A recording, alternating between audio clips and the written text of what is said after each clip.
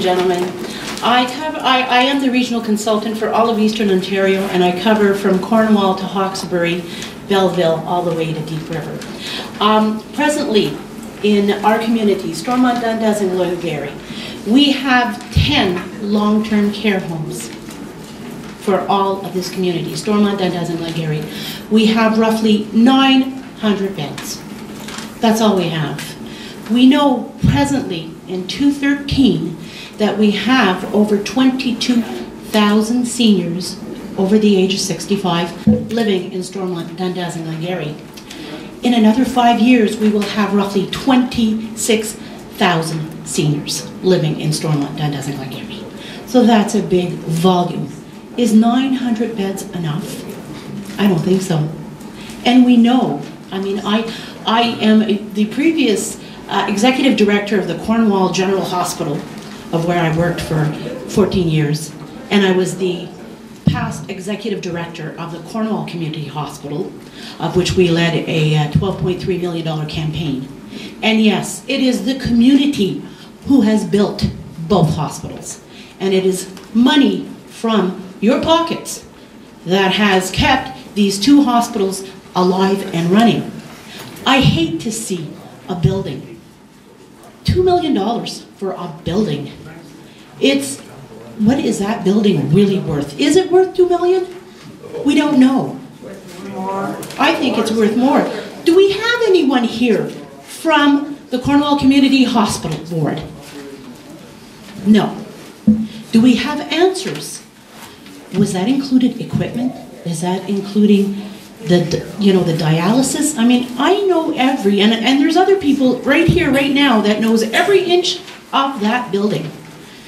We could rent to people who do physiotherapy, because guess what? We're aging. We're going to need knees. We're going to need hips. So we can rent this out to physiotherapists. We can have walk-in clinics that have their own pharmacy, that have their own x-ray department, that have their own ultrasound.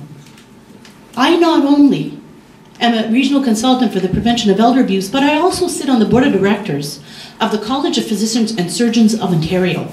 And I have to tell you that many times from these, from the ivory towers in Toronto, how many doctors do I hear say, we have a broken healthcare system? And we do. And CCAC, personal experience, and I'm speaking to you right now as a citizen of Cornwall, as an individual who is aging, who has aging parents, in-laws, grandparents. I've seen CCAC in action, and I have to tell you in three situations, we've literally fired CCAC. The services were not there. They just weren't there. Yes, the government wants you to age at home. Everyone wants to age at home. But how are you going to age at home if you don't have the services? So you're going to need some long-term care beds.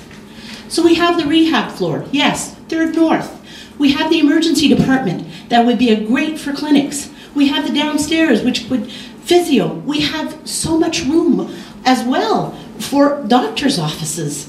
All kinds of clinics. Not to mention that the next 3 to 4 years, guess what? Cornwall Community Hospital will need, because they can't move over. Yes, their building is getting pretty well close to being, however, they'll still need the Tri-County Mental Health Services, which is a part of the division of the Cornwall Community Hospital, is right now housed for the last 20 years at 132 2nd Street East. They are moving. Guess where they're moving? All on 2nd North. So they need, dialysis is not ready. They need to rent dialysis. They will need to rent space on the 2nd floor for Tri-County Mental Health Services. They need to still occupy the diabetes clinic on 2nd South. They need to still occupy the sleep clinic. They still need to occupy the emergency department for clinics for Dr. Tombler and for all these other physicians.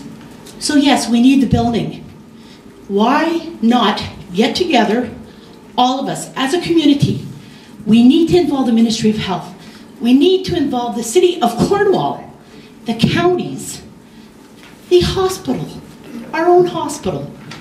And yes, a task a task force. Don't let this building go for $2 million. Because I'll tell you, you'll never be able to buy another building for $2 million. Is the city, does the city for income property? No. Is the hospital should be involved in income property? No. But as a community, we have leaders here who can invest. We have the city who has this fund of $25 million. Where did this $25 million come from? It came from the sale of Cornwall Electric. Did I contribute? No, I was too young. Did the seniors over the age of 65 contribute? Yeah, is that not your money?